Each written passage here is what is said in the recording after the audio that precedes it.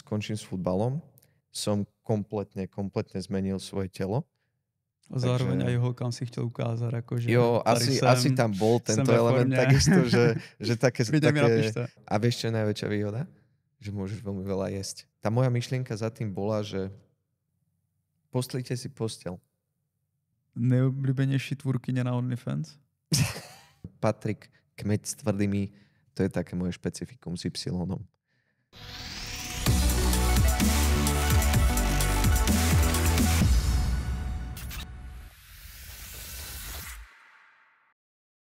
Já tě vítám v našem podcastu. Musím tě upozornit, že tenhle hovor je monitorován a všechno, co tady řekneš, může být použito proti tobě. A abych tě divákům představil, tak Patrik Kmeď, mistr Slovenska v kategorii fyzik, youtuber, influencer, fotbalista a zápasník v nějakém bojovém sportu, který ještě nám někdy možná podhalíš a svým fanouškům. A taky zakladatel značky Journey to Greatness. Chci se zeptat, jak by ses třeba rád představil ty, jak se cítíš, a nebo jestli je nějaký úspěch, nebo něco, co jsem vynechal a co by si rád doplnil. Ďakujem pekne za pozvanie. A jo, všetko, čo si povedal, je pravda. A veľmi ma baví makať a inšpirovať ľudí, aby makali tiež. Vnímam ten život ako takú príležitosť v rôznych smeroch sa rozvíjať. A od toho sa odráža všetko to, čo si vlastne spomenul. Super. Vždycky začínáme takovou první otázkou, a to je sport a jeho začátek. Tak s jakým sportem ty si začínal? U mňa to bol futbal. Moje začiatky sa ťahajú na futbalové ihrisko po vzore staršieho brata.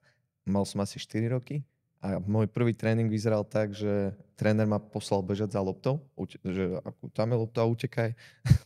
Ja som sa rozbehol na druhú stranu a natrhoval som mamine kvietky a donesol som mamine kytičku takú malú s púpou.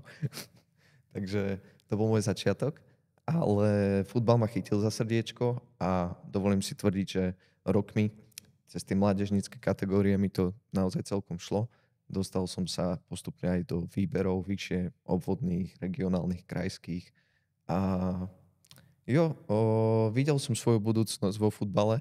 Vždy budoval sa mi taký sen, že raz sa budú moji rodičia na mňa pozerať v telke, budú na mňa hrdí a tak, takže to bol môj prvý šport. Ale vo všeobecnosti sme veľmi športovo ladená rodina, takže či volejbal na škole, tenis, za bytovkou basketbal, čokoľvek. Veľa času sme trávili športovými aktivitami. A do těch výběrů ses dostal skrz dovednosti, anebo že si vždycky donesl na svaz kytičku? Kytičku púpal. Tá fungovala. Mamina sa rozplakala vtedy od šťastia a ty si viděl, že tam je ja som si robil kariéru takýmto spôsobom. Super. Ty vlastně u sebe na webu píšeš, že v roce 2014 u tebe nastal takovej osobní převrat, nebo tak jsem to tak z toho vycítil, tak mě jenom zajímá, jakoby, jaký byl Patrik Kmeď do té doby vlastně, že co se potom odehrálo a co se změnilo. 2014 je vlastne rok, kedy som presedlal na tú fitness kariéru a kedy som začal cvičiť. Prvýkrát prekročil ten prach gymu a preskočila tam iskra. Vlastne bolo to 2 týždne potom, ako som prestal hrať futbal. Pretože som sa začal tak... Mňa vždy zaujímali príbehy úspešných ľudí. Som si vždy čítal motivačné knižky a bol som taký ten ambiciózny mladý človek, ktorý mal veľké sny a chcel na nich makať. Ale nevedel, že možno čo skôr a tak. A tieto knižky mi dosť pomohli začať si klásť také otázky, ktoré si možno moji rovesníci ešte nekladli, že či to, ako využívam teraz čas, je pre mňa prospešné a či ma to približuje k tomu, o čom teda snívam. Bývať vo veľkom dome, mať lepšie auto, veľkú rodinu a tak, proste cestovať po svete. No a stretol som sa s trénerom futbalovým a rozprával som sa o možnostiach, aká je šanca, že ma ten futbal raz bude živiť a tak. A keď sme si to tak dali na stôl, tak mi to prišlo nie dosť zaujímavé a urobil som rozhodnutie, že skončím s futbalom a začnem sa viac opierať do takého sebarozvoja. Ešte viac si študovať, robiť si kurzy a tak. No ale ten pohyb mi začal chýbať. Takže tu bol presne ten zlom, že som navštívil to fitness centrum po 2 týždňoch. Spolužiak taký na strednej škole mi hovorí, že počúvaj, my chodíme do tohto gymu, že tu sa akurát čerstvo otvoril. Poď, vyskúšaš. A je taký, že to môže byť zaujímavé. Lebo dovtedy nás tréneri futbalu moc nepúšťali k takýmto silovým cvičeniam, pretože veľa svalov, pomaly budeš a také tie domnienky. Ten fitness nebol ešte taký preskúmaný ako dnes, takže som mal z toho rešpekt, ale od prvého momentu, ako som chytil činku a cítil, že jak tie svaly nejak pracujú, aj keď ešte vtedy som nebol taký osvalný, pochopiteľne, tak sa mi páčilo to prostredie, že tí ľudia tam prišli, makali na sebe tú hodinu, hodinu a pol, niektorí boli väčší, menší, niektorí atletickejší, každý tam dokázal akoby pracovať na tej svojej oblasti. To som tak pozeral, že každý cvičil proste inak a zároveň boli v tom istom priestore. A to bolo pre mňa také, že wow, OK. Informácií bolo vtedy ešte málo, takže na to, aby som vedel cvičiť správne a mať výsledky, tak som si musel študovať. A tam to celé začalo. Išiel som do gymu, prišiel som z gymu, študoval som si, čo robiť v gyme a tak nejak som zisťoval, že musím lepšie sa stravovať, musím tam mať viac bielkovín v tej strave, ak chcem, aby mi rástli svaly. Nemôžem len tak jesť buchty od babky, proste, rozumieš. Musel som v tom začať hľadať nejaký systém. A v priebehu prvých 2 rokov som kompletne zmenil svoje telo a to vzbudilo dosť veľký taký obdiv alebo záujem u ľudí okolo mňa, že čo som začal robiť inak. A tam prišli akoby prvé otázky od okolia, že čo môžu urobiť aj oni, aby vlastne zmenili to telo tiež. A nejakým spôsobom som začal radiť tým ľuďom a zistil som, že majú výsledky tiež. A tam som začal cítiť také niečo, že mám prínos pre spoločnosť zrazu, vieš. Ešte ma to vtedy však neživilo, však samozrejme zadarmo som pomáhal tým ľuďom. A veľmi som sa z toho tešil, že majú progres, že sa cítia lepšie, menej ich chrbát bolí, alebo také tie základné veci, že im to nejak pomohlo zvýšiť sebavedomie. Bolo to pekné, no. A začalo ma to motivovať ešte viac makať, jednak v tom gyme, aby som mal ešte lepšie výsledky, ešte viac si študovať a postupne som začal tie informácie prinášať aj do online priestoru, kde vtedy na slovenskej scéne ešte nebol prakticky nikto takto, kto by točil nejaké videá alebo rozprával. Alebo bol, aby som zase nehovoril, ale nebylo to proste ale tak nebolo to také populárne, vieš, že dnes si naozaj len vyberieš svojho obľúbeného tvorcu. Vtedy každá informácia bola, že wow, vieš. Takže, no a spomínáš ty si na svoje první video? Jo. Prvé video som nahrával, alebo sa rozhodoval, či ho nahrám asi 2 týždne. Taká tá sebareflexia, vieš, čo povedia ľudia, ja to tam pridám. Sa mi budú smiať, že tam bez trička som tam, bože, pridám fotku, vieš, také tie myšlienky. A ty už nad tým vôbec nepřemýšlíš, že? Absolútne. Už mi to teraz vôbec nepríde. Teraz sa už na tom smejem.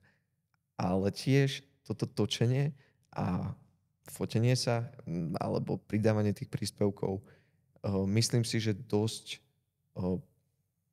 obohatilo moju nejakú schopnosť možno komunikácie s ľuďmi alebo prejaviť sa, vyjadriť svoj názor, pretože nebol som nikdy nejaký extrovert. Vždy som bol ten typ chalana, ktorý sedel v izbe a nevadilo mu to, že proste ostatní sedia v druhej izbe a rozprávajú sa. Alebo aj keď sme boli v skupine ľudí, tak nepotreboval som sa zapájať, vieš. Akože ja som si užíval tú spoločnosť ľudí, ale nebol som ten, že zobrať tú pozornosť na seba. Takže v tomto smere mi to akoby dosť pomohlo rozprávať na kameru, aj keď tiež na začiatku to nebolo moc príjemné a komfortné. Ale človek sa dokáže naučiť naozaj veľa veciam. No a aký bol to první video, jestli si spomínáš? Prvé video? To bol téma? Ja som pridal prvé video na Facebook. A to bol len taký krátky 15-sekundový shot z tréningu, kde som pridal hudbu, ktorá ma vtedy veľmi motivovala. A bol to len taký jednoduchý edit. ja ako cvičil som tam hrudník a potom som tak ako zaflexil trošku, že už tam bolo vidno teda tie svaly a to bolo také, no, že ani neviem, vtedy som tým nesledoval asi ani to, že chcem dať ľuďom nejakú informáciu, ale chcel som ich nakopnúť, že pozrite sa, uh, takéto niečo dokážete spraviť aj vy. A hlavne ja som to pridal pre tých svojich blízkych kamošov, ktorých som mal na Facebooku, ktorí si ma nejak pamätali. Ináč, že ja som nebol nejakej atletickej postavy, že mal som širšie boky, úzke ramena. No a teraz to bolo toto. A zároveň aj holkám si chcel ukázať, akože jo, asi tam bol tento element takisto, že také áno, taká hrdosť, že na tú prácu, ktorú som odviedol. Jasne. Takže určite tam bolo tiež. A který bylo potom třeba první video, který jako tak vystřelilo, že jsi jako z toho měl radost, že byl takový první úspěšný, že měl nějaký dosah?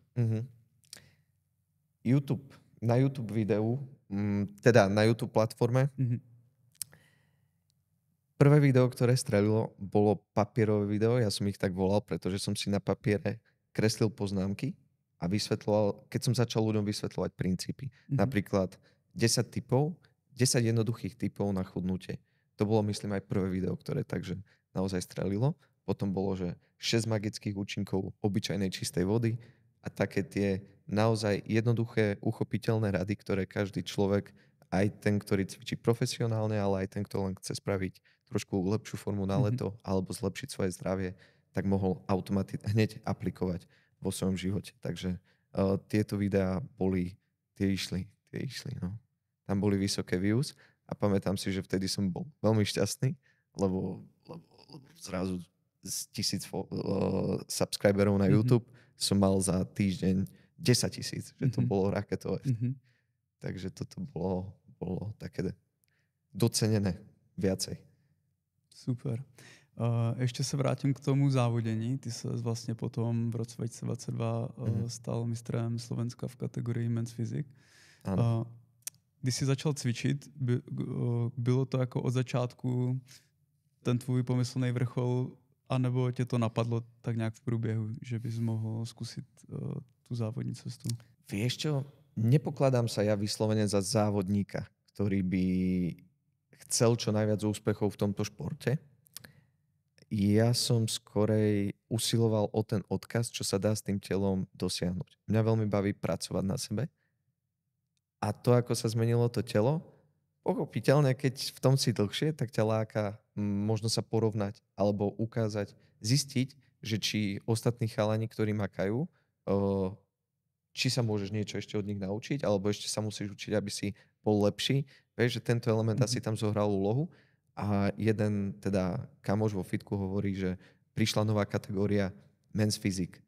Lebo kulturistiku som nechcel nikdy robiť, pretože to je príliš taký tvrdý šport na mňa, že oproti tomu atletickému, vieš, takému športovému elementu veľký obdiv kulturistom, samozrejme.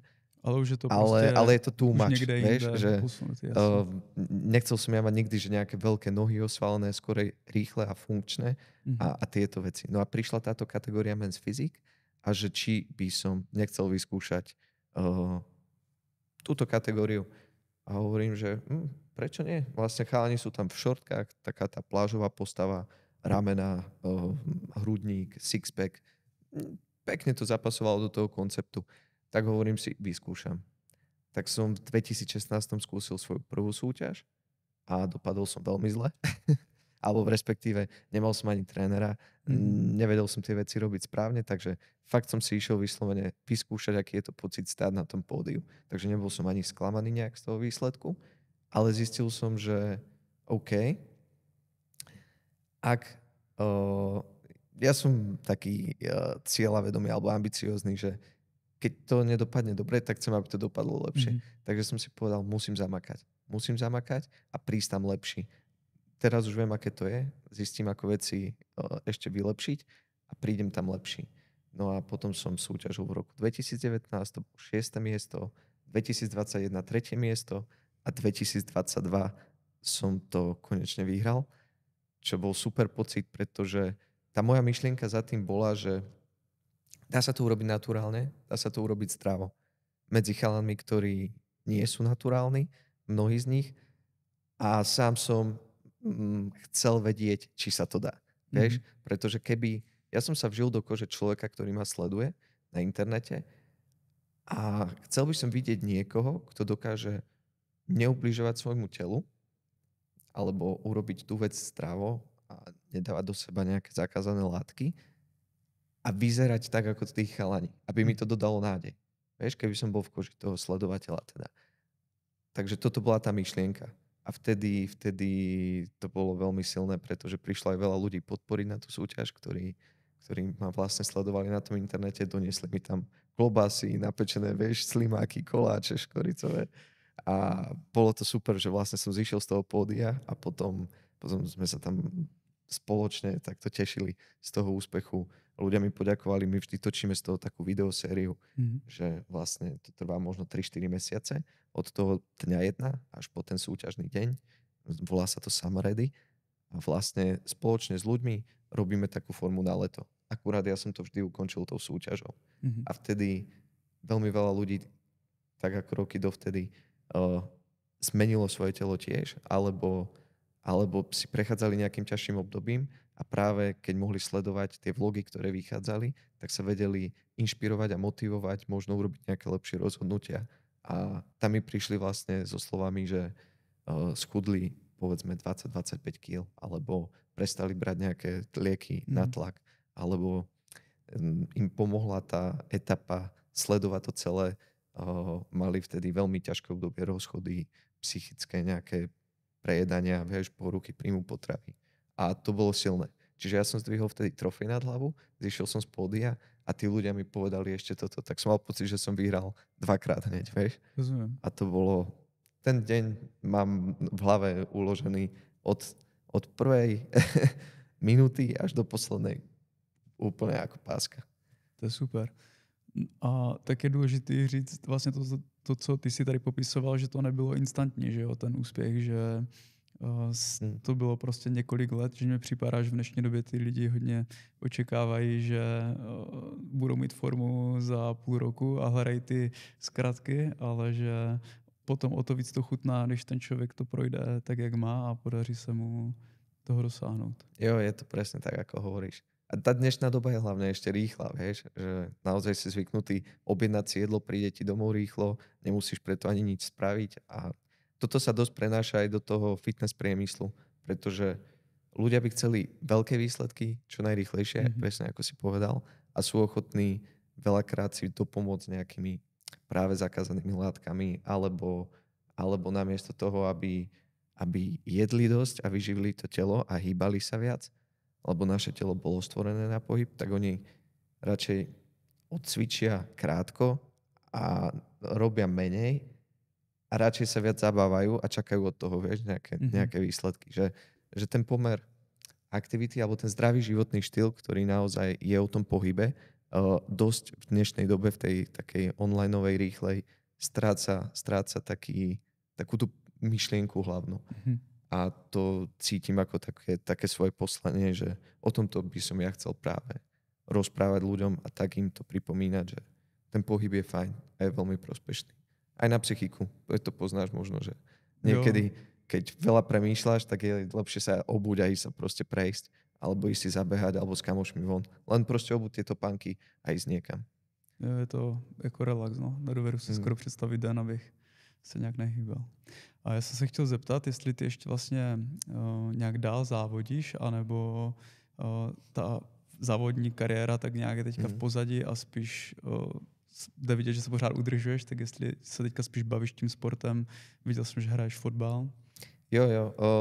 Ten môj pohľad na pohyb sa dosť tak rozvinul, že ako by som sa sústredil na tú estetickú stránku. To, čo sme teraz popísali, tak prvé tie roky môjho cvičenia boli o tom, že urobiť vždy zmenu tela a tie benefity ako zdravie, kondícia, sila boli také side produkty toho, že som sa z toho tešil.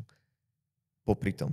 Ale teraz som vlastne toto celé otočil. Že začal som rozvíjať svoju kondičku, mobilitu, sústredím sa na zdravé návyky čo najviac a popri tom sa ten look akoby väzie. Vieš, že je to side produkt a nesústredím sa tak na to. A tento koncept sa mi páči ešte viac, pretože môžem tým, že sa viac hýbem, aj menej sa sústrediť povedzme na tú stravu. Vieš, že menej Jsi počítať. takovej svobodnější, že Presne asi. tak, že cítim takú slobodu a viacej som si v tom vytvoril taký životný štýl, že keď ma kamoši zavolajú von tak a na večeru, tak im nepoviem nie, lebo som v nejakom režime a musím si počítať, vieš, tu na, že Nebo si vzít tuky, svou cukry, krabičku. bielkoviny, alebo si donesiem svoje risotto, ktoré som si spravil. Tak nie, proste sa idem najesť úplne v pohodičke a stále si dokážem udržať tie výsledky. A na margo toho súťaženia, áno, stále súťažím, akurát teraz 2 dní dozadu som, alebo teda, neviem, či tam, ak vyjde tento podcast neskôr. Tak teď 2 dny dozadu a možná Teď už 2 je to dny měsíc dozadu. a 2 dny dozadu. Jo. Som bol na majstrovstvách Slovenska teda súťažiť znova v kategórii Men's Physique, kde som robil veľký experiment, že som urobil súťažnú prípravu kickboxom, futbalom, všetkými aktivitami rôznymi, ale nerobil som nič bodybuildingové akoby. Chodil som do gymu, odcvičil som si nejaké tréningy v gyme, ale bola to tá menej podstatná časť mojich tréningov. A bol som zvedavý, nepočítal som si vôbec kalórie, jedol som len naozaj nespracovávané kvalitné jedlo a bol som zvedavý, že či takýmto štýlom dokážem spraviť formu, s ktorou sa porovnám s najlepšími ľuďmi na Slovensku, ktorí sa sústredia vyslovene na ten vzhľad. Vieš, že po tých rokoch ma to zaujímalo a skončil som 4. A medzi tými chalanmi myslím si, že obstojná konkurencia. Takže dosť to bolo také, ďakujem pekne, dosť to bolo také ako keby taký môj výskum menší a celé sme to zdokumentovali, takže teraz už keď tento podcast možno niekto počúva, tak asi aj videl tie videá a verím, že to bude dosť inšpiratívne pre ľudí. Podľa mňa teďka pár ľudí aj trochu nasral teda, ale... Asi jo, ale ja toto som aj práve v tom backstage sa snažil vysvetliť, keď sme sa o tom bavili, lebo my už v tých backstageoch, tým, že máme aj oddiel, klub, tak my sa tí pretekári stretávame, takže už sa tak poznáme. A tam som im presne vysvetloval, že ja mám veľký rešpekt voči tomu športu a že absolútne toto není mierené ako nejaká, že si robím z toho Jako srandu. disrespekt, jasne. Jo. Skôr sa usilujem o to priniesť k tomuto športu ďalších ľudí, ktorí by možno aby nerobili zbytočné tie extrémy, vieš, lebo dneska naozaj niektorí ľudia robia tie formy príliš tvrdo, nemusia vôbec až tak podvyživovať to svoje telo, ako ho podvyživujú. Niektoré princípy, ako tie odvodňovačky, cukrovačky, neoklameš, musí to tam byť, aby tie svaly boli pekne pooddelované, plné, no nemusíš ísť povedzme 2 týždne na nejakých nulkách, vieš, také tie starodávne princípy, ktoré dneska už ako sa prekopali tie fitness informácie, už vieme ďaleko viac o tom, ako funguje telo, že potrebuje mikroživiny, potrebuje nejaké makroživiny aj v tých finálnych rysovačkách, v tých najtvrdších rysovačkách na to, aby si naozaj vyzeral dobre. Takže skorej si myslím, že to môže ešte pomôcť dosahovať výsledky mladým chalanom a babám dlhodobo. Vieš, že nezničíš si zdravie, trošku sa možno nad tým zamyslíš, že dá sa to aj trošku ináč. Ty jsi takovej člověk, který baví dělat různé výzvy, očividně. Jo. Já jsem viděl, že ty jsi žil jako mnich, nebo jsi měl tady tu výzvu. Mě by zajímalo, jaké ještě třeba zajímavé další výzvy si dělal a jak třeba hodnotíš ten monk mode. Monk mode, neviem, či ste niektorí už teda počuli tento pojem, ale verím, že áno, lebo už je to dneska dosť populárne.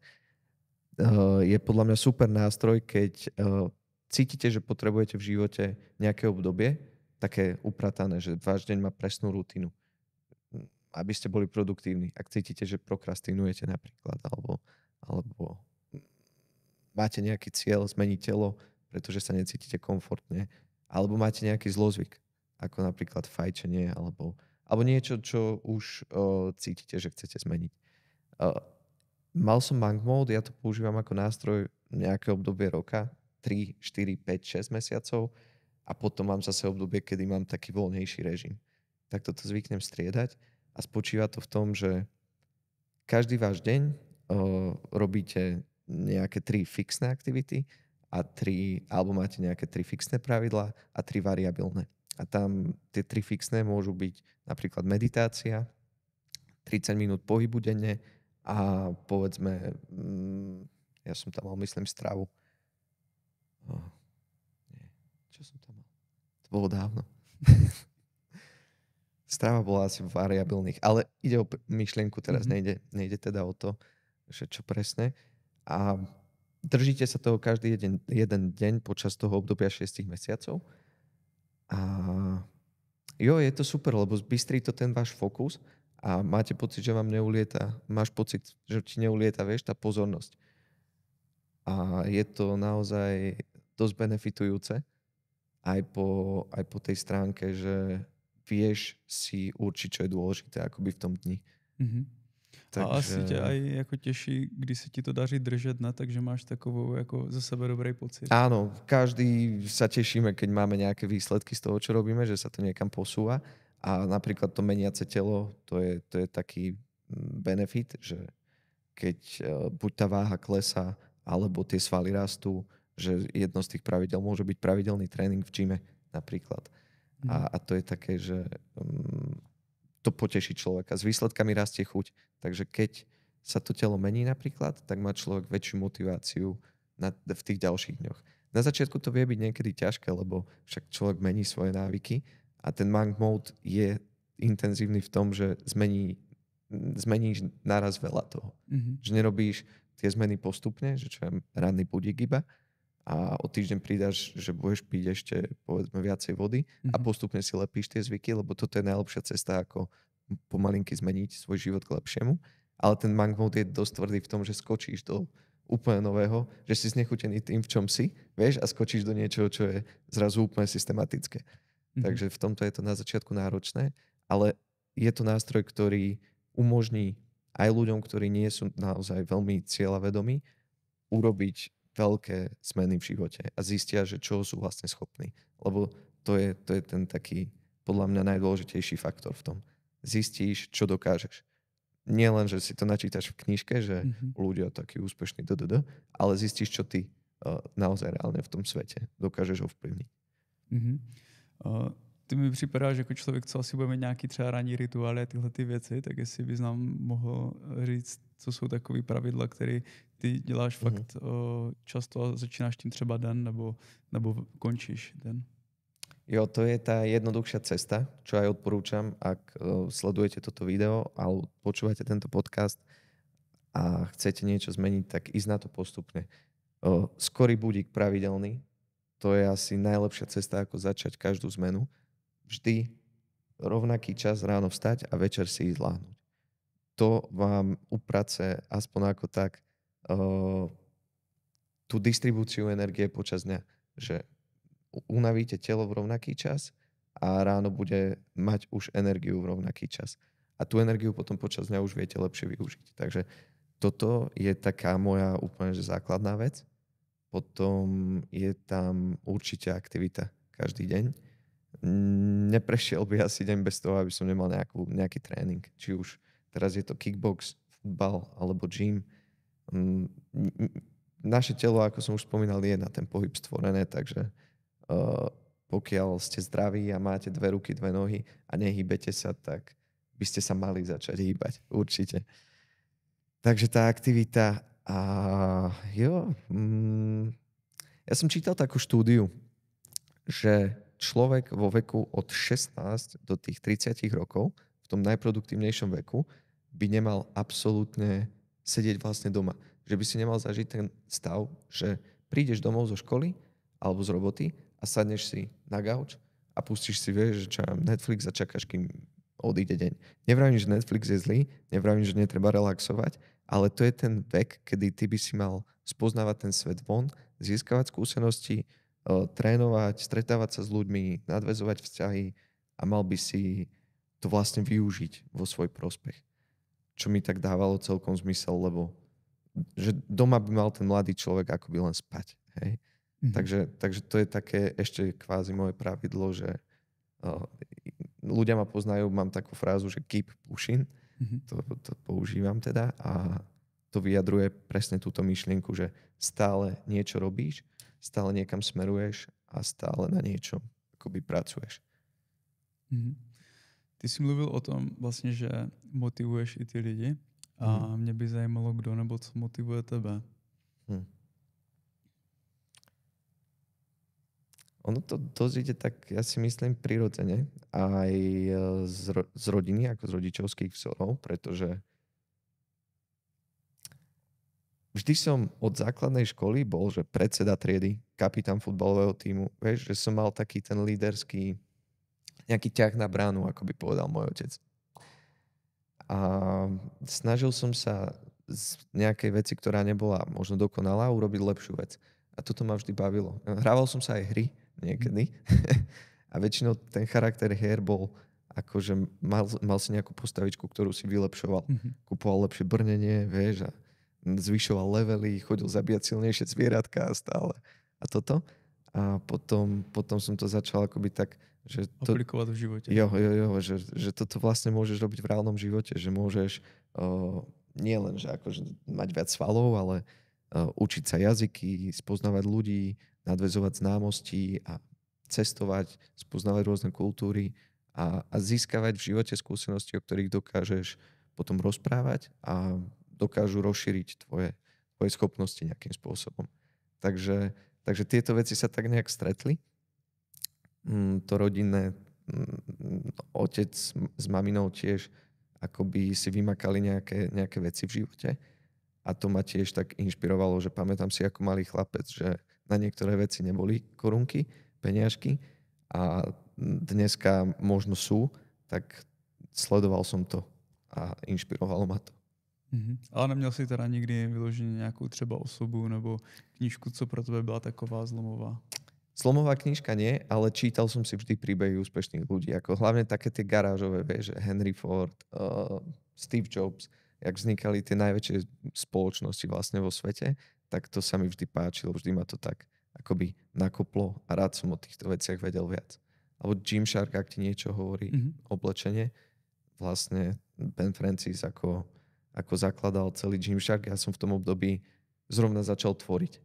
Čiže my sme si dokonca jedného času aj vymenili pár správ, že on rozvážal ešte vtedy pizzu, posielal istým atletom len tak vzorky oblečenia, čo tlačil doma u mami ešte na takom stroji a strihali to tam ešte s kamošom. A vlastne, keď som videl, ako sa to rokmi vyvíja, ja som sa cítil ako súčasťou toho Gymsharku a toto bol tiež taký element, ktorý ma veľmi inšpiroval, že fakt sa dajú vymakať veci. Veď tento chalan, to je real time, že on ide súbežne so mnou a tak tomu to tam rastie. Tiež budem makať. Dokonca sme založili aj brand, aj tiež sme robili veci, takže hej. Inšpiráciu nájdeš v rôznych ľuďoch. Nemusia to byť len úspešní veľkí už ľudia, ale čo si všímam je, že niektoré postoje vedia inšpirovať, aj keď človek není že úspešný, ale je dobrosrdečný, vieš, a vieš si z každého človeka niečo odniesť. V príbehu je veľká sila, takže tak by som povedal, že chodím svetom a inšpirujem sa tým, čo vidím. Vieš, že není to také, že tento človek mi zmenil pohľad na život.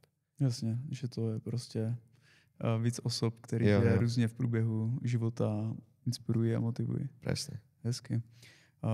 Chtěl jsem se tě zeptat ohledně diety. My, když jsme tady měli Mirka Jurička, já jsem se optal na takový nějaký food hack, co mu pomáhá přečkat tu dietu, protože nás čeká léto a hodně lidí bude třeba rýsovat do plavek. Akorát Mirek mě moc nepotěšil, protože řekl, že to je nakládaná zelenina. Tak já doufám, že ty budeš mít trošku lepší tip. Taký najväčší food hack môj je... Tie uhorky sú naozaj akože dosť dobré, pretože majú minimum kalórií a ideš okolo chladničky a tie uhorky tam sú proste vždy, vieš, tak si dáš. Takže... Protože nikto nechce. Keby si absolvoval nejakú takú súťažnú dietu, tak tam sa ti skreslia úplne sa ti skreslia chute a tam doceníš aj obyčajné vločky, keď len zaleješ vodou. Ani nemusia mať chuť a zrazu ti to príde ako kôpka zlata. Takže človeka, ktorý súťažil, keď sa spýtaš túto otázku, tak ťa nikdy nepoteší odpoveď. Lebo nám stačí veľmi málo. Naozaj. čo je zároveň, no... Ale dobré, aby som ti dal Tak když niečo také bychom nebrali chutnejšie. soutěžní formu, ale jenom tak třeba co takový tvůj oblíbený recept, kterým si usnadňuješ život, že ti chutná a zároveň je výživný. Vždy by som uprednostnil zemiaky pred rýžou napríklad. Pretože ich je viac. Hmotnosťou, aby si mal tie isté makroživiny alebo približne tie isté sacharidy, tak máš povedzme 100 gramov rýže versus 300 gramov zemiakov. Rozumieš, že tie zemiaky je ich viacej, zasítia ťa. Aj na tanieri je to taký lepší pocit, že je toho akoby viac. Takže toto je taká finta, ktorú najčastejšie asi používam, keď som v diete, že za normálnych okolností, keď sa snažím veľa zjesť, tak jem rýžu, ale keď mám tej stravy menej, tak skorej preferujem zemiaky. To je taká akože malinká finta, ale z dlhodobého hľadiska, keď to každý deň, vieš, opakuješ, tak je to také, že praktické. Jasně. Když se od jídla přesuneme k suplementům, vlastně ty si říkal, že si nebo cvičíš, děláš fotbal, teďka to začínáš dělat kickbox, tak mě zajímá, co jsou za tebe takový základní suplementy vůbec k těm sportům, co bys tak doporučil lidem užívat a jak se třeba ty suplementy mění i vzhledem k těm jednotlivým sportům, jestli užíváš pořád ty stejný nebo naopak něco třeba přidáš. Rozumiem. Určite pri každom športe, či už to je ten kickbox, nejaký funkčný šport, futbal alebo cvičenie v gyme, by som odporúčal proteín. Najlepšie izolát. Ja používam od Nutrendu Izoway. Ak vás zaujíma aj príchuť, Izoway Pro Zero, aby som to povedal celý názov. Ak vás zaujíma aj príchuť, tak slaný karamel. Extrém. Lepší proteín som nejedol. Fakt. Do kolečka si objednávam. Väčšinou mám tak, že, alebo som mával, keď už máš jednu príchuť, vždy to pri každej ďalšej objednávke vlastne niečo iné zmeníš. Ale odkedy som dal slaný karamel, ja neviem, či som niečo iné posledného 2,5 roka objednal. Takže fakt je dobrý. A toto je asi tak pre každého športovca, že aby zvýšil ten príjem bielkovín, zvlášť keď sa snaží budovať tie svaly a živiť to telo, tú kondíciu. A takisto kreatín je jeden z najoverenejších, vlastne najoverenejší doplnok výživy, ktorý vie zvýšiť tú výkonnosť. Takže kreatín, klasický monohydrát, tam netreba vymýšľať okolo toho, len aby bol tej Creapure kvality. A potom určite nejaký nakopávač v prípade, že cvičíte v tom gyme, by som odporúčal. V mojom prípade je to pump, to je úplne že topka. Nakopne, hneď to svrbí, šlape to a prekrvenie je tiež skvelé, čiže... A zároveň si to dá človek večer, že tak nemá problém třeba usnúť tím, že tam není kofeín. Toto je perfektné, pretože ja som bol veľký fanúšik N1 a pump je prvá pretréningovka, ktorá to vytlačila, lebo ja cvičím primárne tak v neskorších hodinách, už ten silový tréning a keď si ho dám, tak vlastne tam není kofeín, takže mi to nenarúša spánok. A naopak, je tam ešte aj ashwagandha, ktorá potláča kortizol a zlepšuje ten spánok. Takže perfektné na tie nočné tréningy. Alebo večerné teda. Pre ľudí, ktorí že po práci idú cvičiť, to je úplne že super. Nemusia sa báť, že nebudú môcť zaspať. K tomu kickboxu, já jsem viděl, že vlastně ty jsi teďka měli nějaký sparingy vlastně se členem Under Armour, s kterým nějakým způsobem taky spolupracujeme, že tam byl Vasil Ducar, Kuba Angel a tak. Tak perfektná skúsenosť. Kdo byl takový nejtěžší sparring partner? Jo, doslova nejtěžší. A proč Vasil? Nejtěžší byl asi Kuba. Nejtěžší byl Kuba. Ale Vasil ako šialený borec. Ja som len dúfal, že pôjde fakt tak na menej než 10%, aby sme vyrovnali naše schopnosti. Aj to som asi prepálil, pretože je dôležité povedať, že je to asi 6 týždňov, čo trénujem kickbox. Naozaj som úplný začiatočník. Človek by povedal, že keď vidí svaly, že človeka vo forme, že jo, ten dá každý šport, ten bude dobrý. Nie je to vôbec tak. Sú to úplne iné pohybové vzorce. Oproti tomu, keď je človek v gyme a sústredí sa, ako pracuje jeden sval, tak zrazu jedna ruka bráni, druhá útočí, silu dávaš ešte aj nohou, torzom.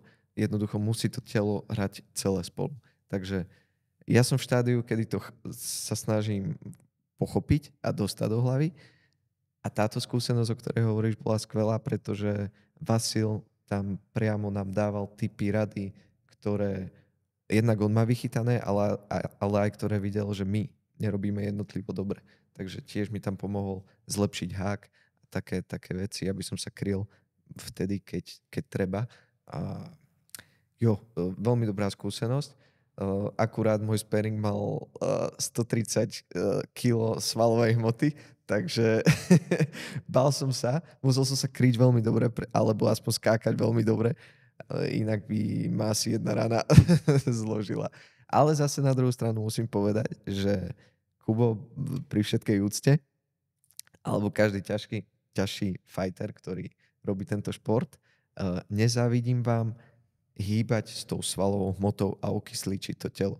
Pretože naozaj tie prvé tréningy, keď som ja do toho prišiel, tak som normálne rozmýšľal, že ako dobre by mi bolo, keby som tie ruky nemal, vieš, také svalnaté, lebo keď ich držíš hore, fakt je to veľmi náročné. Takže na kondičku títo osvalenejší borci, keď to dávajú, keď dokážu dať celé kolo, tak obrovský rešpekt.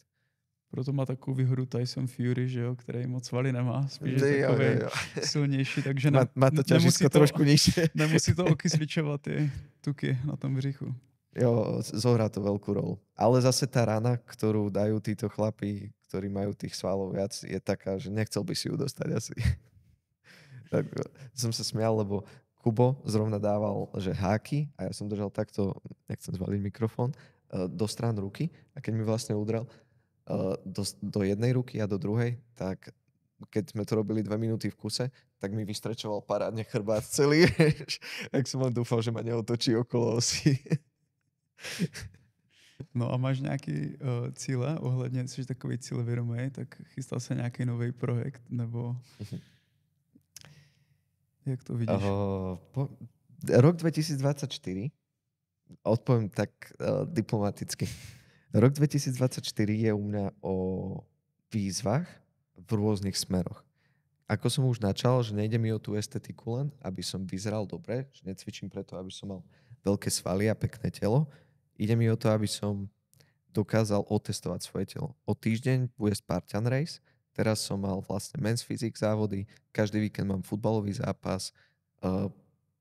Je dosť možné, že tam bude niečo bojového charakteru a tiež nejaké ďalšie aktivity, ktoré teraz ešte nebudem špecifikovať, ktoré preveria moju mobilitu, možno nejaké prvky akrobácie a to, čo moje telo vlastne dokáže si natrénovať. Sám som na to zvedavý, pretože toto je pre mňa nie, že pozrite sa, toto všetko dokážem, takýto som skvelý, ale pozrite sa, voči tomuto všetkému dokážete vytrénovať svoje telo a ja sám tiež som zvedavý, či to dokážem a odprezentujeme to také, aké to jednoducho bude. Mm-hmm. A verím, že to bude dosť inšpiratívne celé pre ľudí, aby často sa stáva to, že napríklad mne píšu chalani, ktorí hrajú futbal, či popri gyme môžu hrať futbal, pretože si myslia, že ich to buď, že ich to bude brzdiť buď v jednej alebo v druhej oblasti. Že buď budú pomalí futbalisti, alebo budú malí bodybuilderi, alebo teda budú mať málo sval. Takže všetky tieto experimenty sú vlastne také, že človek si real time môže nasledovať, že OK, takto vyzerá, takto funguje, takéto výkony podáva, keď budem približne takto cvičiť, dá sa to sklbiť, nemusím sa báť, nemusím sa vykašľať na to, čo mám rád. Lebo vo finále je veľmi dôležité robiť veci, ktoré máš rád. Keby si robil len to, čo ťa niekde posúva, tak po chvíli by si podľa mňa vyhorel. Vieš, že na silu povedzme cvičíš v gyme, ale nie je to pre teba vášeň. Tak jo, máš dobré telo po 2 rokoch, ale čo z toho, vieš? Že nebol by si taký, že a prečo to vlastne robím? Že dobre, som možno pekný, ale ja by som si aj ten futbal išiel zahrať. Ale už som prestal, vieš, že nechcem, aby ľudia takto zbytočne. Ale to, co ty jsi říkal vlastně, že nechceš, aby tě to úplně limitovalo, že tě baví hrát fotbal, tak prostě ho hraješ bez ohledu na to, jestli abys nestratil 10 gramů svalové hmoty. Ne? Jo, a vieš, čo je najväčšia výhoda?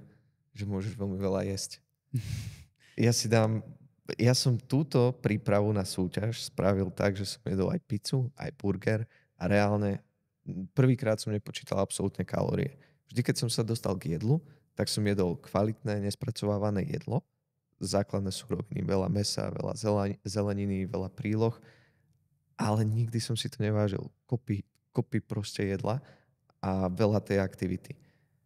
A iba som sa sledoval približne ako vládzem na tých tréningoch a podľa toho som vedel, či si zmenšiť tie porcie alebo zväčšiť, ale vôbec som nepočítal nejaký, že aby bolo presne, že 250 sacharidov, vieš, alebo 90 gramov tukov a takéto veci.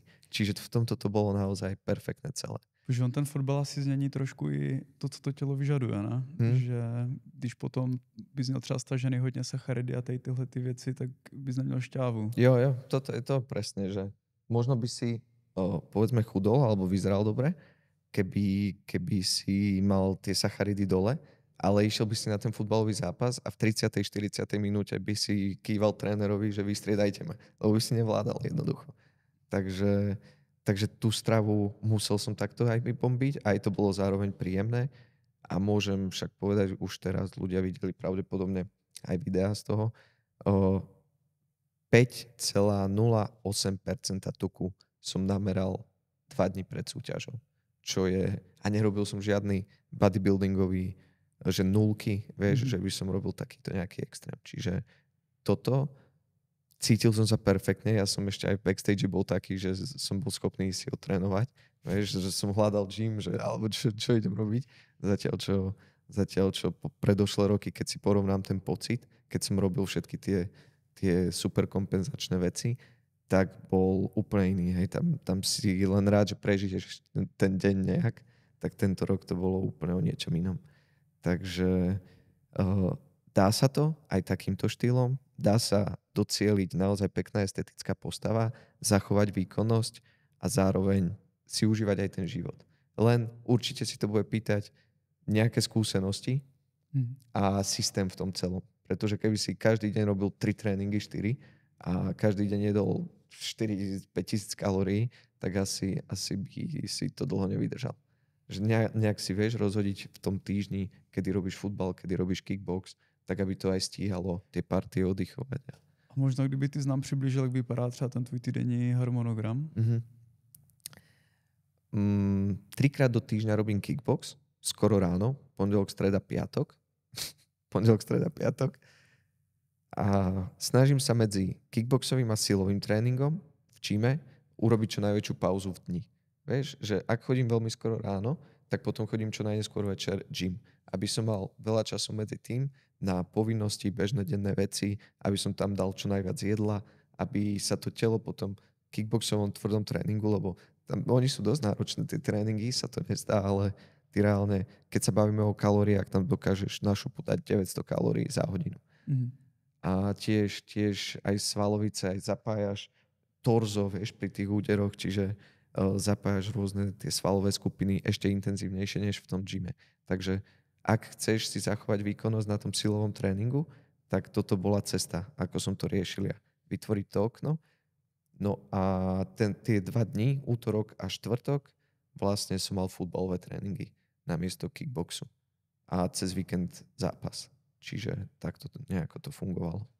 Veľa stretchingu pomedzi to, pretože to je tiež na tie bojové športy niečo, čo človek potrebuje, tú mobilitu. A dosť sa to s tým gymovým cvičením limituje, alebo teda vylučuje. No, nie, že vylučuje, ale v gyme ty skracuješ tie svaly. A toto som veľmi cítil, keď som prišiel k tým bojovým športom, že som chcel zodvihnúť nohu a bola len v polovici toho, kde by mala byť. Lebo som mal znížené, poskracované jednoducho tie svaly. Takže stretching je teraz prvá vec každý deň, keď stanem, čo 20-30 minút vlastne robím. A jakým spôsobom strečuješ? Spíš tak jako taky doporučují fyzioterapeuti, že je to taková aktivní mobilizační cviky nebo spíš statický stretching? Vieš čo, skorej statický, pretože už aj v rámci toho tréningu, v rámci kickboxu máme takých, ja neviem, 10 minút, že robíme taký dynamický stretching, takže tam tieto prvky máme.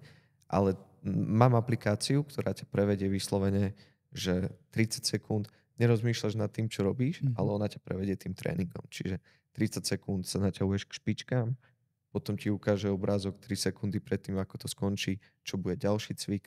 Ty sa premiestníš, robíš povedzme nejaký úklon zase do strany a naťahuješ nejakú časť tela, takže túto apku hodne používam. Jak sa menuje? Myslím, že BND, ako zohnúť. veľmi šikovná vec. A to ja som človek, ktorý nemá rád stretching, ktorý vždy to zanedbával. A teraz som sa dostal do bodu, kedy sa teším na to. Lebo ráno po tom stretchingu sa cítim zobudený. Vieš, že si hneď taký, nie si vieš ešte taký zaspatý, že ale pekne taký povyrovnávaný a připravený skočit do toho dňa. Super. Než se přesuneme do závěrečné části podcastu, tak jestli by si lidem, kteří třeba přemýšlí, že by chtěli něco v tom svém životě změnit, dali jednu radu, takovou za tebe zásadní, co by mohla pomoct, co třeba pomohla tobě k tomu, abys všechno, nebo ne všechno, ale abys překopal a zvládl ty výzvy. Postlite si postel. Fakt, jednu základnú vec začnite robiť, na ktorú ste sa nesústredili doteraz. A tým začne u vás proces, aj keď, povedzme, že ráno si poslete tú postel, doteraz ste to nerobili, a zažijete celý deň. Hej? Prejde ten deň, zažijete dobré veci, zlé veci, možno na konci dňa nie ste až taký šťastný a prídete domov a idete si láhnuť a čo vidíte, je poslaná postel. Že dá ti to taký malý pocit hrdosti, že aj keď bol takýto ten deň, tak není to až také zlé, že niečo v tom dni je upratané, je dobré. Mm-hmm. A dá ti to taký malý pocit hrdosti, že OK, že je to fajn, ďalší deň bude lepší. A to sa nabalí. Jeden skutok na druhý, jeden zvyk na druhý, povedzme lepšie raňajky, začneš, povedzme, potom pridáš ten budík, potom tam bude nejaká aktivita o týždeň na to. Jednoducho tie zvyky sa začnú na seba nabalovať. Len začať jednoduchou, obyčajnou vecou, nemusíte skočiť a zmeniť úplne všetko. Jednu základnú vec, tá posteľ je podľa mňa taká fakt, že každý spí, každý spáva, takže tým by mohol začať. To je asi rada, ktorú by som dal každému. Nebyť tvrdý na seba príliš. Všetci sme ľudia, všetci robíme chyby, nie každému sa darí. A aj keď vidíte najúspešnejšieho človeka, aký je, tak vám garantujem, že zakopne a robí chyby. Alebo nevíde ten deň podľa predstav. Ja tiež veľakrát, takže toto je asi tá rada. Tak díky za tip a my teďka jdeme na závěrečnou pumpovačku.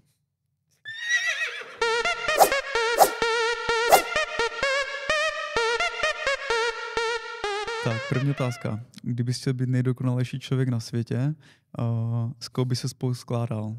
A byl by to životní guru, businessman, fitnessák, fotbalista, fighter a youtuber. Fighter Conor McGregor, futbalista Cristiano Ronaldo, životný guru Dalaj Lama. Mám pekné citáty múdrosti. Kto tam ešte bol? YouTuber Patrik Kmeď. Nie. Dajme Jake Paul. Diskutabilný, ale robí to dobre, je úspešný.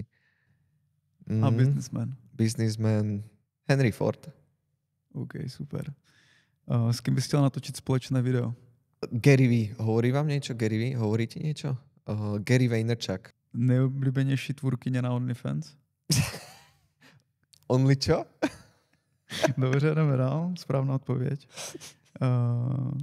Síla nebo svaly? Síla aktuálne. Game Changer kniha? Atomové návyky. Do které reality show by ses přihlásil? Survivor. Kdybys mohl zrušit jednu věc na světě, co by to bylo? Naturálny limit. Aby tie svaly rástli do nekonečna. Nejoblíbenější suplement? Pump. S kým by ses chtěl osobně potkat? Maradona. Na party. Na party. S pivom v ruke. Tak jo. Patriku, dostali jsme se na samotný konec podcastu. Já ti moc děkuji, že jsi přišel. Možná ještě řekni fanouškům, kde můžou sledovat tvoji tvorbu. Ďakujem tiež veľmi pekne za pozvanie, za super rozhovor aj otázky. Verím, že si aj diváci odniesli čo najviac. A nájdete ma na YouTube, takisto na mojom Spotify kanáli, Instagrame, TikToku, na každej platforme. Patrik Kmeď s tvrdými, to je také moje špecifikum s Y. Je tam i to OnlyFans, nebo ne? A zatiaľ ešte nie. Možno. Takže pořád je kam růst. Tak a na závěr si dáme soutěž o tvůj nejoblíbenější produkt Pump. V komentářích vybereme týden od vydání tady toho videa 3 soutěžíci a soutěžní otázka bude. Keby som mal zápasiť v ringu, s kým by ste ma chceli vidieť zápasiť? Kto by to mal byť? Tak jo, super. Pište do komentářů. Z československej scény teda. Tak, ať nemusíš nikam jezdit. Tak, benzín je drahý teraz. Tak ještě jednou díky za vaši pozornost. Doufám, že vás to bavilo a vidíme se příště. Naschle. Čau, čau.